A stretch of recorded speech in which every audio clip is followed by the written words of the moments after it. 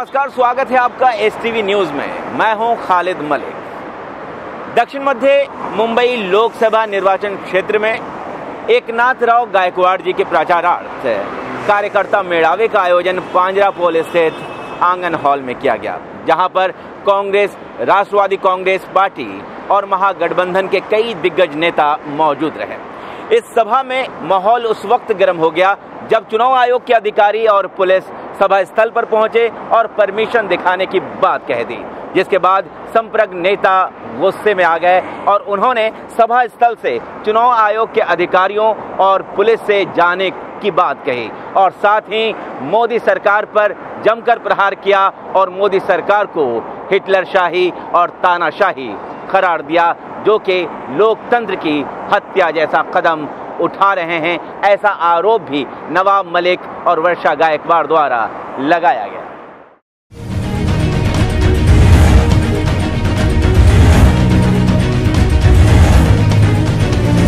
इसमें अगला चुनाव नहीं होगा, इसी तरह से अधिकारी आएंगे। आज तो आंगन में आए हैं, कल हमारे घर में घुसकर भी पूछेंगे कि क्या खा रहा है।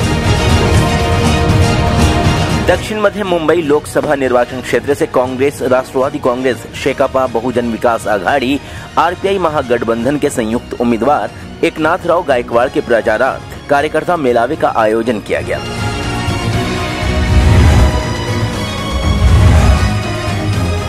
अट्ठाईस अप्रैल को हुए इस आयोजन में एकनाथराव गायकवाड़ के साथ नवाब मलिक, चंद्रकांत हंडोरे, वर्षा गायकवाड़ व गठबंधन के कई अन्य दिग्गज नेता मौजूद रहे।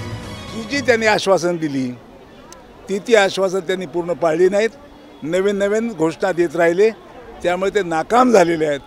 त्यांचं नाकाम झाल्यानंतर आम्ही आमच्या पक्षाच्या वतीनं, काँग्रेसच्या वतीनं सांगितलं आहे की आम्ही गरिबांना, झोपडपट्टीमधला माणूस असो, रिपेअर बोर्डचा माणूस असो, BIT BDचा इथला माणूस असो किंवा तुमच्या पागडी सिस्टमच्या माणूस असो, या सगळ्यांना 500चं घर देण्याचं आम्ही आश्वासन दिलेलं आहे।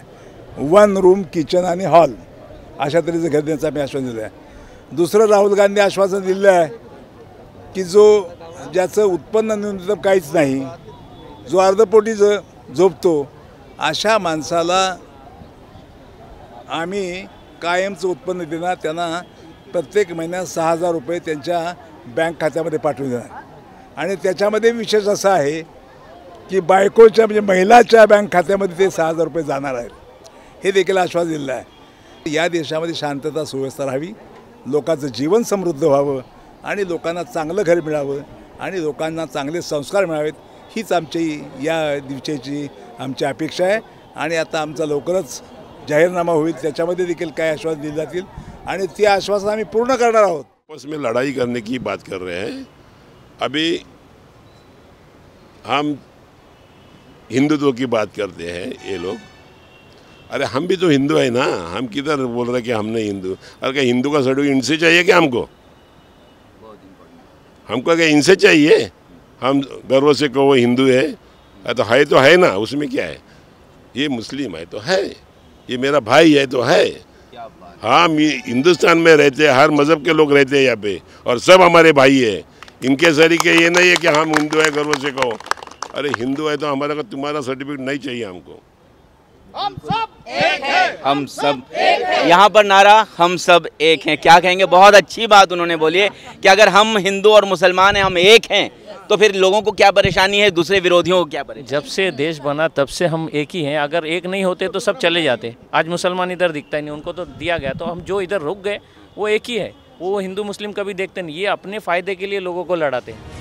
इस आयोजन में उस वक्त गर्मा गर्मी का माहौल कायम हो गया जब एक अनजान व्यक्ति द्वारा किए गए फोन से शिकायत के आधार पर चुनाव आयोग के अधिकारीगण पुलिस के साथ सभा स्थल पर पहुंचकर सभा के लिए परमिशन नहीं लिए जाने की बात कहकर चलती सभा में खलल डाला, जिसके बाद नवाब मलिक और वर्षा गायकवाड़ ने प्राइवेट जगह और माइक के लिए पुलिस स्टेशन से परमिशन लिए जाने की बात कहते हुए सभा में व्यवधान डाले जाने पर कड़े शब्दों में मंच से चुनाव आयोग की कार्यशैली पर ही सवाल खड़े कर दिए और अधिकारियों से सभा स्थल से जाने की बात कही। साथ ही मोदी सरकार पर हिटलर की तरह व्यवहार कर देश में लोकतंत्र की हत्या किए जाने का आरोप लगाया। क्या कृपया हमारे इस कार्यक्रम से जाने का काम करें। आपको हमने बुलाया नहीं है, कृपया आप यहां से चले जाएं।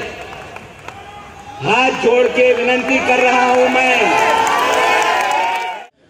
आज यहाँ पर एकनाथ गायकवाड़ जी के लिए कार्यकर्ता मेलावे का आयोजन किया गया, मगर यहाँ पर नवाब मलिक जी की मौजूदगी में, चंद्रकांत हंडोरे जी की मौजूदगी में और कांग्रेस, राष्ट्रवादी कांग्रेस पार्टी के दिग्गज नेताओं की मौजूदगी में चुनाव आयोग के जो अधिकारी आए, पुलिस के साथ आए और कार्यक्रम के बारे में सवाल किया गया, परमिशन लेने, क्या डराने की कोशिश?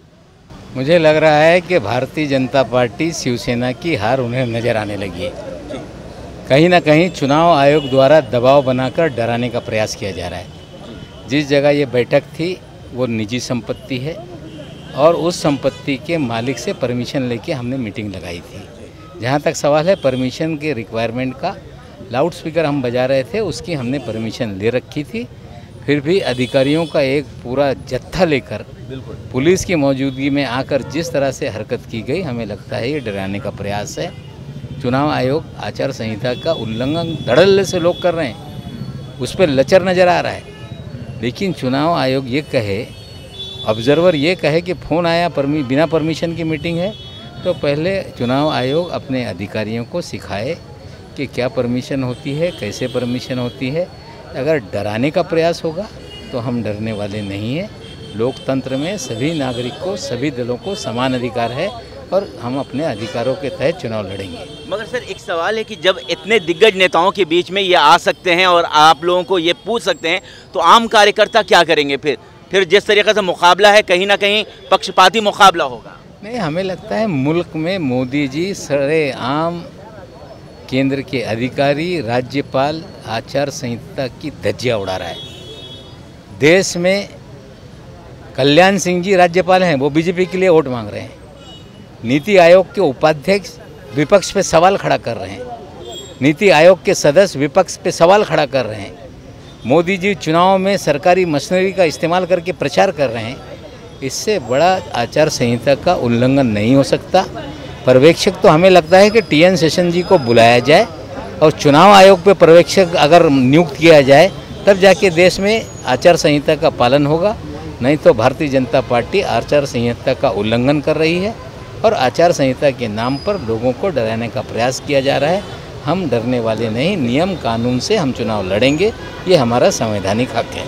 बहुत बहुत शुक्रिया। तो ये थे नवाब मलिक जो ये बता रहे थे कि हम नियम, कायदा और कानून के तहत चुनाव लड़ेंगे और जीतेंगे। जिस तरीके से इनका ये कहना है, विश्वास दिख रहा है, तो कहीं ना कहीं आने वाला 29 अप्रैल एक कड़े का मुकाबला, टक्कर का मुकाबला यहाँ देखने को मिल सकता है।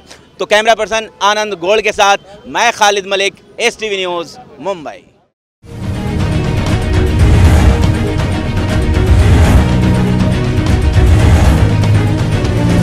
इसमें अगला चुनाव नहीं होगा, इसी तरह से अधिकारी आएंगे।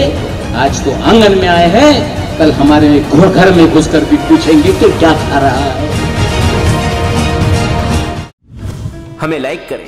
मुंबई और महाराष्ट्र से जुड़ी हर खबर के लिए STV न्यूज़ को सब्सक्राइब करें, बेल आइकॉन को प्रेस करें और पाएं ताजा तरीन खबरें।